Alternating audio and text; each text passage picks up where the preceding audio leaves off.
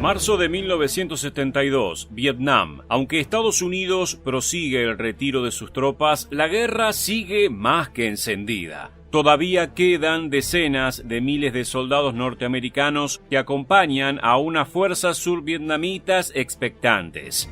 Los defensores de Saigón han sufrido cerca de 22.000 muertes por año desde 1969 y el gobierno ha llamado a cada hombre disponible para formar parte del ejército. Mientras tanto, Vietnam del Norte se prepara para algo inédito, algo que creen que puede llegar a romper definitivamente las líneas rivales y brindar un punto de inflexión a la batalla. No falta mucho para que la celebración de las Pascuas vea el inicio de una operación a escala masiva. Pero, ¿cómo era el plan y por qué sus resultados se vieron fuera del campo de batalla? Ponte cómodo, sube el volumen y presta mucha atención durante los próximos minutos. ¿Estás listo? Pues entonces, prepárate para viajar en el tiempo. Para 1972, Estados Unidos ya estaba en plena retirada de Vietnam y sus tropas se habían ido desde las zonas fronterizas hacia la costa y el interior. La idea del presidente Richard Nixon era la vietnamización, expandir, equipar y entrenar a las fuerzas de Vietnam del Sur para que pudieran retomar la lucha por sus propios medios. La ventaja, entonces, parecía estar del lado del gobierno de Hanoi. Tras una fallida operación por parte de las fuerzas sureñas, los políticos del norte discutieron extensamente y tomaron la decisión de lanzar la ofensiva Yen Hue, llamada así por el hombre que había vencido al ejército chino en 1788.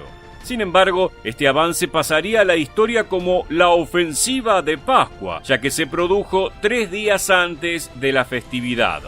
Le Duan, jefe del Partido Comunista, se encargó de la planificación, mientras que el general Van Tien Sun comandó la maniobra. Sus objetivos no solo estaban vinculados con el territorio, sino también con la posibilidad de influir en las elecciones presidenciales de Estados Unidos y asegurar una mejor negociación en las conversaciones de paz en París. La inteligencia americana conocía las intenciones de su enemigo, pero equivocó tanto la fecha como el lugar de la invasión. Al mediodía del 30 de marzo, el ejército de Vietnam del Norte lanzó lo que se creía que era la totalidad de sus efectivos, alrededor de 200.000, a lo largo de 3 frentes simultáneos con cientos de tanques y artillería pesada. Así, abril fue un mes de puro avance para los norvietnamitas, quienes, mediante asaltos desde Laos y Camboya, amenazaron con dividir a Vietnam del Sur en 2. En principio, las divisiones 304 y 308 del norte atravesaron la zona desmilitarizada con 2 regimientos de tanques. Luego avanzaron sobre las bases de artillería del primer cuerpo del ejército de la República de Vietnam, comandado por el general Hon Sum Lan.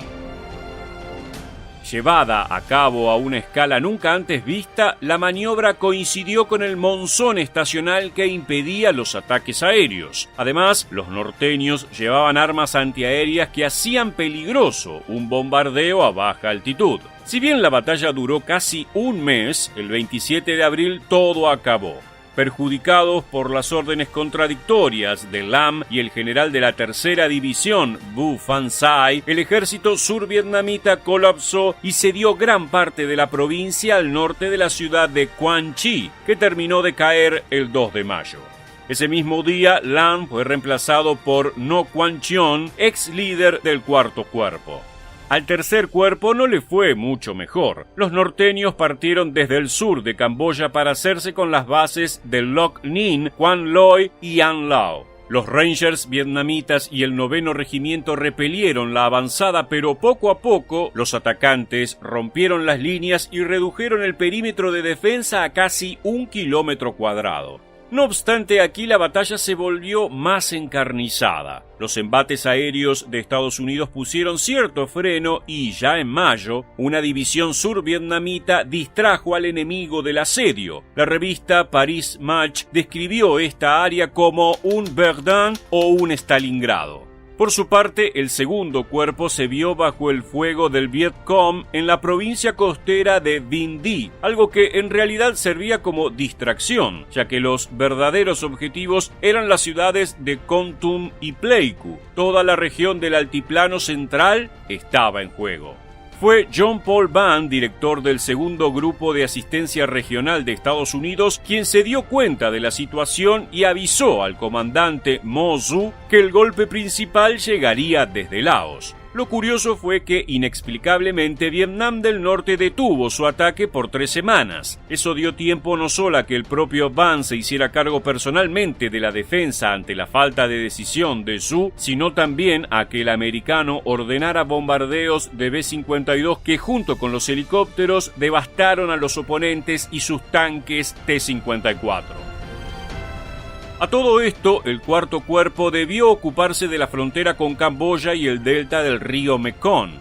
Allí, la primera división del ejército de Vietnam del Norte capturó el puesto de Kompong Chai y consiguió triunfos aislados, pero los Rangers de Vietnam del Sur y sus fuerzas blindadas pudieron sobreponerse con menos dramatismo que el de los otros frentes. Entre mayo y junio, el cuarto cuerpo recuperó Kompong y capturó documentos que le permitieron descubrir y eliminar a las fuerzas enemigas que se retiraban de Am Lao. Sin embargo, Vietnam del Norte volvió a cometer errores vistos en la ofensiva del Tet. Sus tácticas resultaron demasiado básicas, descoordinadas o indecisas. Además, sus rivales no se dieron por vencidos fácilmente gracias a la presencia del soporte aéreo. El 12 de junio, las fuerzas del sur expulsaron a los atacantes de An Lao. Mientras tanto, Vann, quien moriría al estrellarse su helicóptero el 9 de junio, sostuvo la batalla de Kon Tum con éxito. Finalmente, la ciudad de Quang Tri fue recuperada el 16 de septiembre luego de 2 asaltos survietnamitas en julio, peleas casa por casa y disparos de artillería de ambos bandos.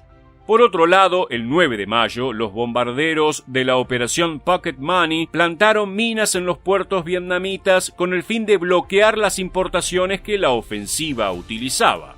Ese movimiento fue acompañado por la operación Linebacker, que hasta el 23 de octubre efectuó un bombardeo sistemático en el norte, provocando una importante cantidad de bajas y cortes de vías férreas, comunicaciones y suministros. Aquí sirvieron las novedosas armas guiadas por láser o televisión. De todas formas, la cantidad de bajas castigó a las dos fuerzas por igual. Vietnam del Norte sufrió aproximadamente 40.000 muertos o desaparecidos y 60.000 heridos. Vietnam del Sur y Estados Unidos tuvieron 10.000 muertos, 33.000 heridos y 3.500 desaparecidos. Eso sin contar con una cifra de aviones y tanques aún por determinar.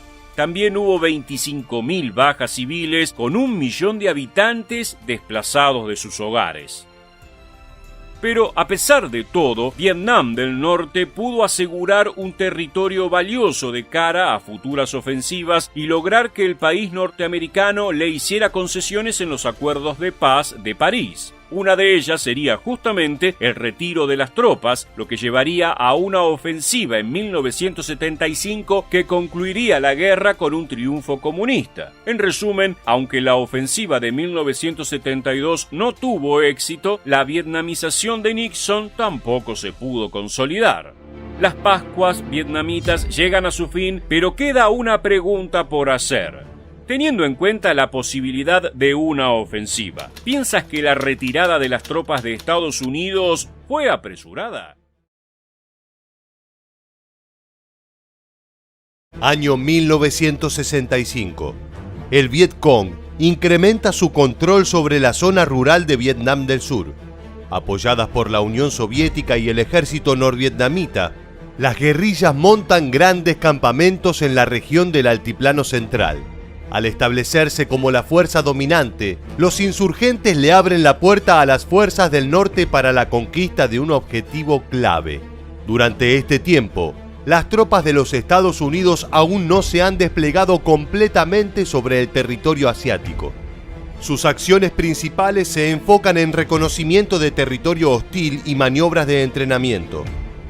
Todo cambiará luego de que el general Harry W. Kinnaird reciba información sobre un ataque de tropas norvietnamitas al puesto de Pleiku. Los altos mandos del ejército estadounidense emiten la orden: lanzar una ofensiva sobre el área asediada para luego buscar y destruir las fuerzas restantes del ejército de Vietnam del Norte. La mañana del 14 de noviembre de 1965, cientos de soldados del primer batallón del 7º Regimiento de la Primera División de Caballería del Ejército de Tierra norteamericano son aerotransportados en helicóptero hasta la zona de aterrizaje LZX-Ray en Chu Pong. A las pocas horas de tomar tierra, todo el batallón se ve envuelto en una encarnizada lucha por su vida, luego de que desde la montaña le lluevan miles de soldados comunistas listos para la acción. Entonces, ¿cómo hicieron las tropas estadounidenses para dar vuelta a la balanza y salir airosos en un escenario tan adverso?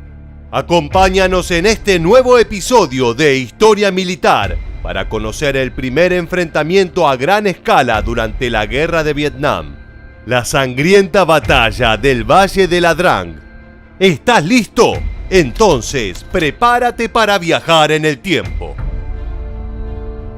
Según algunos expertos en esta histórica guerra, uno de los errores persistentes de los altos mandos de la US Army fue subestimar desde el principio la capacidad de organización y la fuerza del ejército norvietnamita.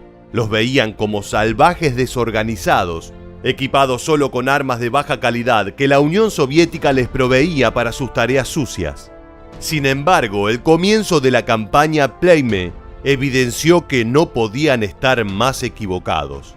Pese a que los objetivos iniciales eran de socorro y refuerzo, el general Kinnaird deseaba tener una oportunidad para emplear las nuevas tácticas aeromóviles y enfrentarse con las fuerzas vietnamitas como ya habían hecho los marines meses antes en la Operación Starlight.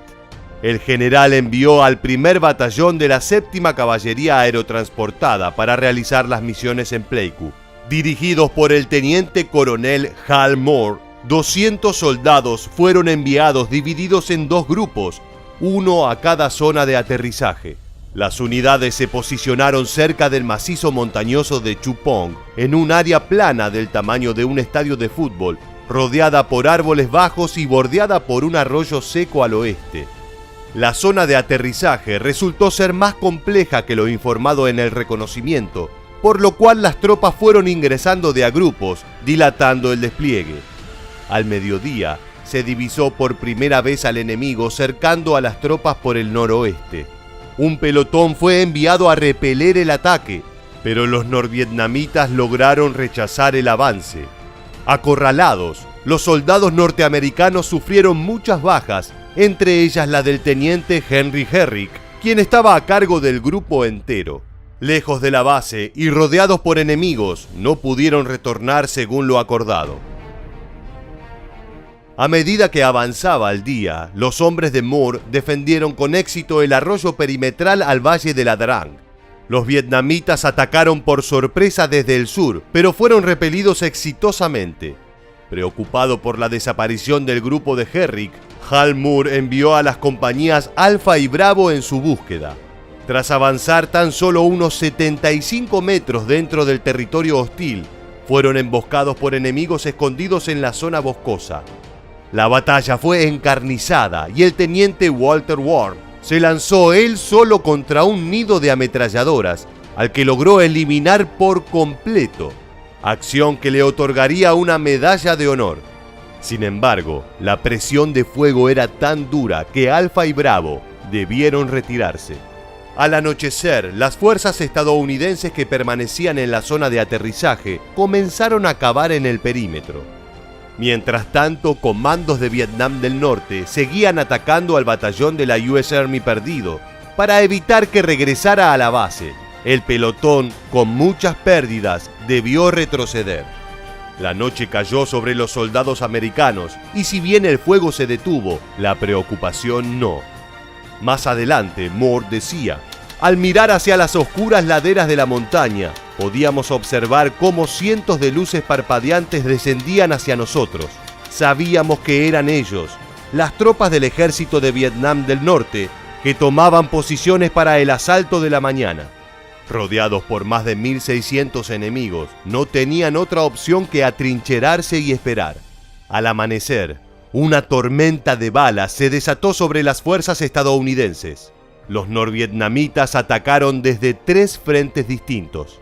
Con dificultad para detener el avance, el teniente coronel pidió apoyo aéreo pesado. Fue así que el fuego cayó del cielo sobre los bosques, limitando el ataque de los comunistas. Pero para desgracia de los norteamericanos, una línea de napalm también infligió fuego amigo, causando algunas pérdidas y heridos. Los refuerzos adicionales llegaron a las 9:10 am y casi una hora después, las fuerzas del Vietcong comenzaron a retroceder. Con renovada fuerza, los americanos comenzaron a empujar la línea de fuego enemiga, logrando así romper el cerco y rescatar al pelotón perdido. Luego de reagruparse, las fuerzas al mando de Moore se restablecieron. Esa misma noche, los vietnamitas acosaron las líneas de defensa y lanzaron un ataque principal alrededor de las 4 de la mañana. Con la ayuda de refuerzos de artillería, los estadounidenses pudieron rechazar 4 asaltos a gran escala. Luego de resistir la última incursión, los pelotones de Moore salieron del campo de batalla.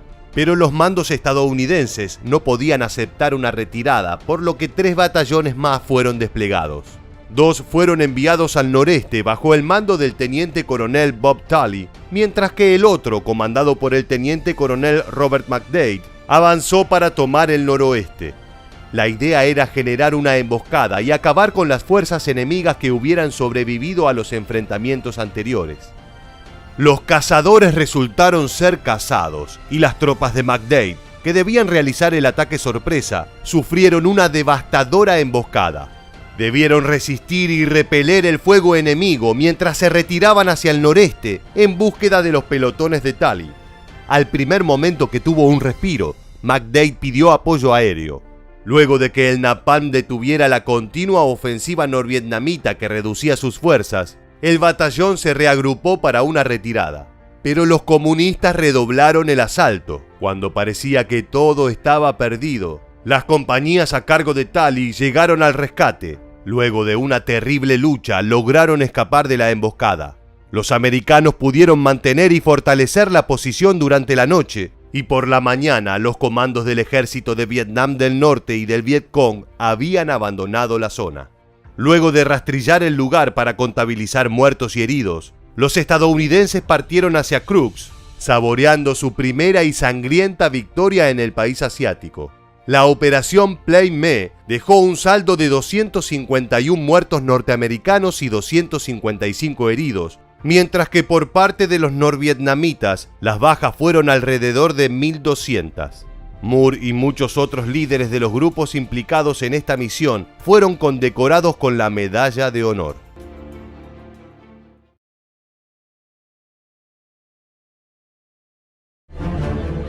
En noviembre de 1965, Vietnam conoció la potencia del fuego estadounidense.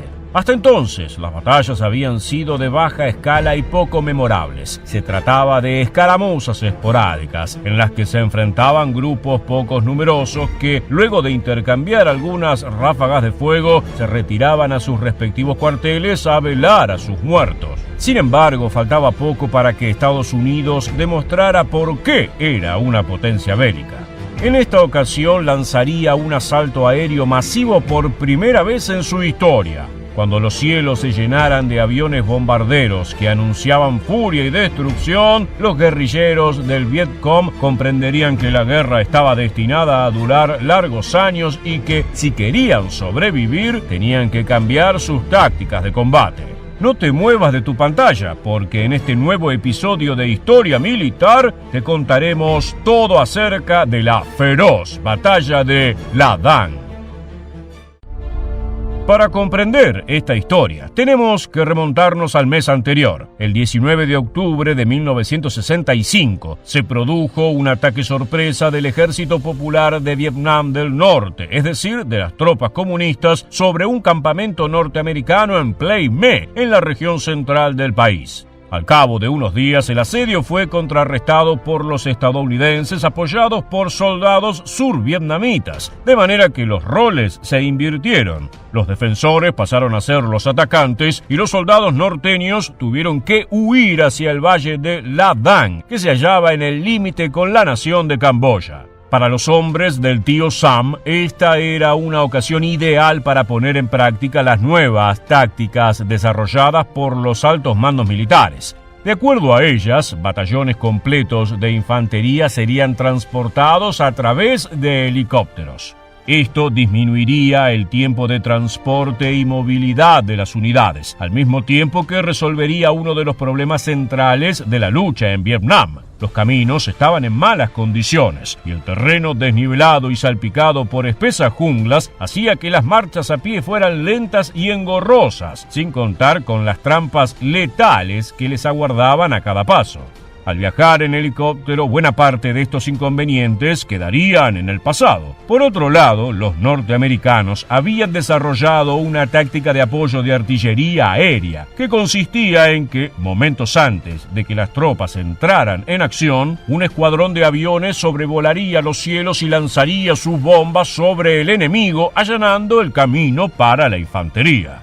Los norteamericanos se prepararon para la batalla y en noviembre partieron hacia el valle de La Dan, a la casa de los norvietnamitas, donde quedaría demostrado si sus cálculos eran correctos. Los comandantes seleccionaron un terreno elevado en donde realizar los aterrizajes, el cual fue bautizado con el nombre código de Zona Rayos X. Sin embargo, desde el primer momento quedó claro que había serios problemas de logística, ya que los helicópteros escaseaban y cada uno de ellos podía transportar a nada más que 80 hombres cada media hora. El batallón completo tenía 431 efectivos, de manera que para llevarlos a todos se necesitarían 3 horas. Mientras tanto, los primeros en aterrizar estarían expuestos al ataque del Vietcong hasta que no llegaran los refuerzos. A pesar de lo arriesgado de la maniobra, los comandantes dieron el visto bueno al operativo y el 14 de noviembre los soldados del tío Sam comenzaron a llegar vía helicóptero al valle de La Dan. El traslado fue precedido por una intensa campaña de bombardeo aéreo que durante media hora hizo llover balas y fuego sobre el territorio. Poco antes del inicio de la batalla, los estadounidenses capturaron a un desertor de las filas comunistas que los alertó sobre el peligro que les aguardaba. De acuerdo al muchacho, había 3 batallones del Ejército Popular Norvietnamita en la montaña de Chu Pon, es decir, unos 1.600 soldados armados con fusiles Kalashnikov listos para aniquilar a los occidentales. En realidad, era cierto que los guerrilleros contaban con la superioridad numérica, ya que eran 2.500 y los norteamericanos apenas eran 1.000. Pero las cosas eran bastante diferentes a lo que aducía el desertor. Los norvietnamitas estaban severamente desorganizados y su comandante estaba supervisando un traslado de provisiones, de manera que nunca se enteró de la ofensiva estadounidense. Sus subordinados, al advertir que el enemigo estaba cerca, se lanzaron al ataque sin la menor coordinación. Fue así como, hacia las 11 de la mañana, comenzó la batalla de La Dan.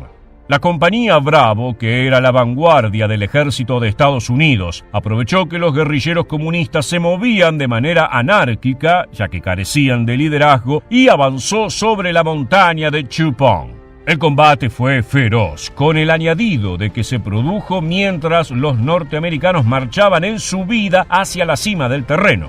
Las balas zumbaban por sus oídos y veían cómo sus camaradas, al ser alcanzados por un proyectil, caían al suelo y rodaban cuesta abajo. Al cabo de una hora quedó claro que la compañía Bravo había sido cegada por el coraje, se había alejado demasiado de sus líneas seguras y ahora estaba rodeada. Hacia las 13 horas, el comandante norvietnamita ya se había presentado en el campo de batalla y había reorganizado sus tropas. Lo que había comenzado como un operativo sencillo se había complicado. Los comunistas estaban recobrando la iniciativa y desplegando su artillería. El fuego de los morteros amenazó con destruir a los helicópteros estadounidenses, por lo que los pilotos no pudieron aterrizar sobre el valle. De esta manera, la llegada de los refuerzos quedaba demorada justo cuando se los necesitaba con más urgencia. Los hombres que habían quedado varados en la montaña de Chu Pon debieron defenderse del Vietcong sin ayuda de nadie. Recibían disparos de todos lados y no podían levantar la cabeza sin arriesgarse a que una bala se incrustara en sus frentes. Sin embargo, a pesar de que las probabilidades indicaban lo contrario, lograron sobrevivir a los sucesivos asaltos hasta que el sol comenzó a ponerse. El primer día de combate terminó cuando anocheció y los bandos se replegaron hacia sus respectivos campamentos. Los mandos norvietnamitas sopesaron realizar un ataque sorpresa en medio de la oscuridad, pero sus soldados estaban cansados y hambrientos y se negaron rotundamente a ello. Cuando amaneció, los norteamericanos recibieron la invaluable ayuda de sus helicópteros y aviones. Los protagonistas de la jornada fueron los Boeing B-52 Stratofortress, unos imponentes bombarderos cuya misión era sobrevolar al enemigo y liberar los explosivos justo sobre sus cabezas. Esto creó un perímetro de fuego a su alrededor que los acorralaba y les impedía organizar un ataque. La infantería pudo avanzar y disparar a través de la espesa cortina de humo y cenizas, obligando a los comunistas a retroceder. Al darse cuenta de que la contienda estaba perdida, se marcharon a la jungla y desaparecieron de la vista. Este no fue, sin embargo, el fin de la batalla de La Dan, que se extendió durante otras 2 jornadas. La segunda tanda de combate tuvo lugar en otra zona de aterrizaje que había sido bautizada como Área Albania por los estadounidenses. Los occidentales llegaron aquí el 17 de noviembre a las 13 horas, hartos de la lucha y deseando volver a sus cuarteles. La moral estaba desgarrada. Los hombres llevaban días sin dormir tranquilos y casi no habían comido. Por esta razón, cayeron víctimas de una emboscada norvietnamita. Mientras atravesaban la jungla buscando al enemigo, fueron sorprendidos por los guerrilleros que se acercaron hasta una distancia corta y abrieron fuego sin piedad. Los comunistas habían extraído una lección invaluable del día anterior. Sabían que si los estadounidenses desplegaban la artillería aérea, podían darse por derrotados, de manera que la única forma de ganar era luchando de cerca, casi cuerpo a cuerpo. Así los aviones no se atreverían a arrojar sus bombas, ya que si lo hacían, matarían también a los norteamericanos. Durante horas, ambos bandos combatieron a escasos metros de distancia sin que hubiera una intervención aérea como antes. Fue un enfrentamiento salvaje, cruel y sangriento, que solo finalizó cuando los norvietnamitas se quedaron sin provisiones y debieron retirarse. La jungla quedó repleta de cadáveres, miembros arrancados de cuajo y rastros de sangre. La batalla de La Dan finalizó sin que hubiera un resultado claro. Los dos bandos se declararon victoriosos, aunque lo cierto es que ambos sufrieron una terrible cantidad de bajas. 237 soldados estadounidenses perdieron la vida y otros 258 fueron heridos, de manera que solo el 50% de sus hombres salieron ilesos del conflicto. Los norvietnamitas afirmaron que 554 de los suyos perecieron y que 669 resultaron heridos, lo que da un porcentaje de 50% de bajas. Para los comunistas se trató de un sacrificio necesario, ya que aprendieron a explotar las debilidades de los occidentales. De hecho, se dice que Ho Chi Minh, el líder norvietnamita, se convenció de que podía ganar la guerra luego de enterarse sobre esta batalla. En los años siguientes, el conflicto bélico quedaría determinado por los resultados de La Dan. Muchas gracias por acompañarnos hasta el final. Permanece atento a nuestro próximo video.